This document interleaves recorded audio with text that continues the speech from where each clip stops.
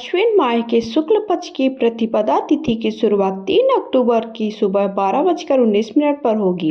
इसका समापन अगले दिन 4 अक्टूबर को 2:58 पर होगा। साल 2024 में शारदीय नवरात्रि 3 अक्टूबर गुरुवार से शुरू होगी।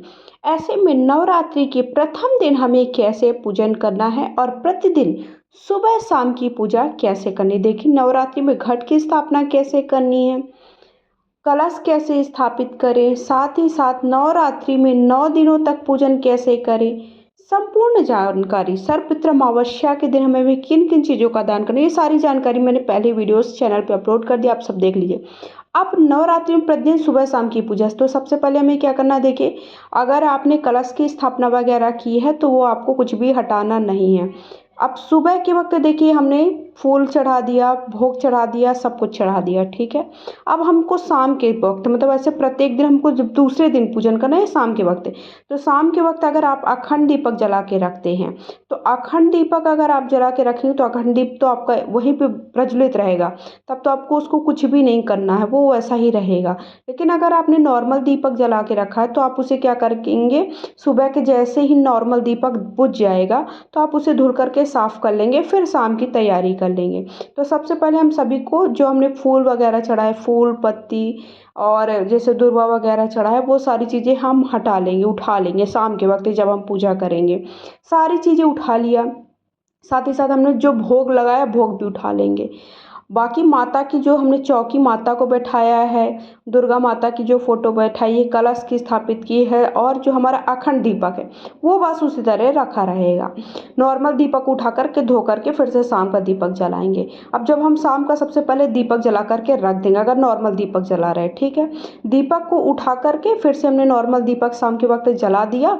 जलाने के बाद सबसे पहले हम सभी को शुद्ध, शाम के वक्त हम शुद्ध, देखिए पूजा में कभी भी हम जल की छींटे नहीं देते हैं, मतलब वो स्नान नहीं कराया जाता। लेकिन अगर आप सुबह के वक्त जब पूजन करेंगे, मतलब दूसरे दिन जब हम सुबह के वक्त पूजन करेंगे तो सबसे पहले हम सभी को शुद्ध जल की छींटे दे देंगे। शुद्ध जल की छींटे देने के बाद सभी को हम क्या करेंगे, फिर से कुमकुम लगा देंगे, हल्दी लगा देंगे और साथ ही साथ अगर आप के पास चंदन है तो चंदन लगा देंगे। फिर उसके बाद जो भी आपके पास अक्षत समर्पित कर देंगे। अक्षत समर्पित करने के बाद जो भी आपके पास पुष्प है, जैसे कि गुड़हल का पुष्प है या गुलाब का फूल, जो भी आपके पास फूल है, तो फिर से हम नए फूल चढ़ा देंगे। नए फूल चढ़ाने के बाद आपके पास अगर 9 दिन तक अलग अलग, देखिए माता के लिए चुनरी वगैरह है तो आप अलग अलग चुनरी चढ़ा सकते हैं, नहीं है तो जो चुनरी आपने चढ़ाई वही चुनरी चढ़े रहने दीजिए। अगर आपने पहले दिन माता रानी को देखिए श्रृंगार की सामग्री अर्पित कर दी तो आपको 9 दिनों तक अलग अलग श्रृंगार सामग्री अर्पित करने की आवश्यकता नहीं है।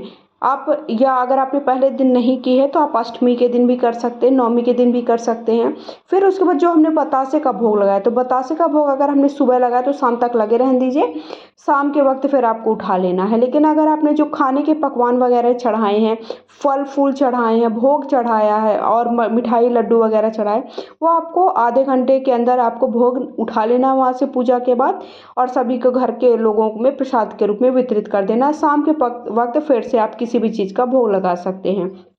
और फिर दूसरे दिन हमें क्या करना है, दूसरे दिन फिर से हमें 2 लौंग के जोड़े, थोड़ा सा बतासा का भोग फिर से लगा देना है। 2 लौंग के जोड़े, 2 हमें साथ ही साथ 2 इलायची और बतासा फिर से भोग में लगा देना। आप चाहें तो देखिए शाम के वक्त भी हवन कर सकते हैं, सुबह के वक्त भी हवन कर सकते हैं। लेकिन अगर आपको ऐसा नहीं है, प्रत्येक दिन हवन करने का देखिए समय नहीं रहता कई बार लोगों के पास, तो आप पहले दिन हवन कर लीजिए, अष्टमी के दिन हवन अवश्य करिएगा और अंतिम दिन हवन करिएगा, जिस दिन भी आप व्रत का पारण करेंगे। अब व्रत का पारण कब करना है इसका वीडियो अलग से शेयर करेंगे। फिर इस तरह से देखिए माता का, अगर आपके पास पान है तो आप मीठा पान भी लगा सकते हैं, प्रत्येक दिन मीठे पान का भी भोग लगा सकते हैं माता रानी को मुख शुद्धिकरण के लिए। अगर नहीं है तो आप एक पान में 1 लौंग, 1 इलायची, थोड़ा सा बतासा और उसको मोड़ करके उसका बीड़ा बना करके फिर उसमें 1 लौंग डाल करके बीच में, वैसा भी आप माता रानी को भोग सुबह शाम लगा सकते हैं। ये आपकी श्रद्धा, सामर्थ्यता और समय के ऊपर है। नहीं है तो आप क्या करें, केवल माता रानी को शुद्ध जल के छींटे दे दीजिए सुबह के वक्त और शाम के वक्त केवल फूल वगैरह पत्तियां हटा दीजिए। फूल पत्तियां हटा करके शाम के वक्त केवल आपको क्या करना है, केवल आपको दीपक जला करके धूप दीप दिखा देना है, भोग लगा देना है। शाम के वक्त इतना ही पूजा करना है, लेकिन सुबह के वक्त विधि विधान से पूजा करिए। अगर आपको समय लगे तो आप दुर्गा चालीसा, दुर्गा सप्तशती वगैरह का भी पाठ करिए। ये आपके समय के ऊपर, थोड़ा सा हाथ में ज़रूर कुछ ना कुछ लेकर के पूजा पाठ करें। अगर आप नवग्रह वगैरह बनाए हैं तो नवग्रह भी ये बात का ध्यान रखें, नवग्रह बनाए हैं तो उन्हें बिल्कुल भी इधर उधर नहीं हिलाना। उनके ऊपर जो भी फूल पत्तियाँ चढ़ाए हैं वो ध्यान से उठाएं। इसलिए आप फूल ऐसे फूल खोल करके हम लोग ऐसे फूल डाल देते हैं ना, जैसे मैंने अभी डाला, वैसे बिल्कुल भी ना डालें। नहीं तो क्या होगा कि उससे हमारे जो नवग्रह हैं, नवग्रह की शांति के लिए आपने नवग्रह बनाए हैं, लेकिन अगर हम उन्हें थोड़ा भी हिला देते हैं तो देखिए वो अशुभता का प्रतीक होता है। इसलिए हमें ऐसा कुछ भी नहीं करना है।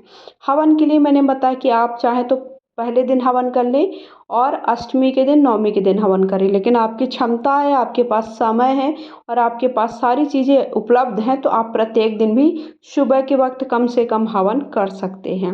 हवन की 3 से 5 आहुतियाँ दे सकते हैं। तो इस तरह से आपको 9 दिनों तक प्रत्येक दिन सुबह शाम की पूजा करनी है। और भी कोई डाउट है, आप कुछ पूछना चाहते हैं तो प्लीज़ कमेंट बॉक्स में जा कर के ज़रूर पूछिएगा। मैं सारे वीडियोस आप सबको प्रोवाइड करने का प्रयास कर रही हूँ कि आपको सारी जानकारी मिल सके नवरात्रि से जुड़ी हुई प्रत्येक दिन की पूजा, पहले दिन की पूजा, कलश स्थापना, अखंड ज्योत कैसे जलानी। अगर आपकी अखंड ज्योत बुझने वाली होती है, कई बार ऐसा होता है कि बुझने वाली होती है, तो हम उसकी बात कैसे बढ़ाएं, इसका भी वीडियो मैंने छोटा सा शॉर्ट्स में शेयर किया है, वो आप देख लीजिएगा। तो आपको सारी जानकारी प्रोवाइड करने का प्रयास करती हूँ कि प्रत्येक दिन महिलाएं किस तरह से किस व्रत को रखती हैं, कैसे पूजन करती हैं।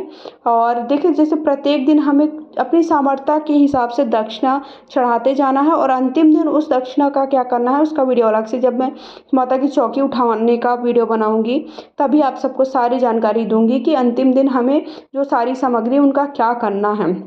लेकिन ये देखिए प्रत्येक दिन के भोग प्रसाद जरूर उठा लें। बोलिए जय माता रानी।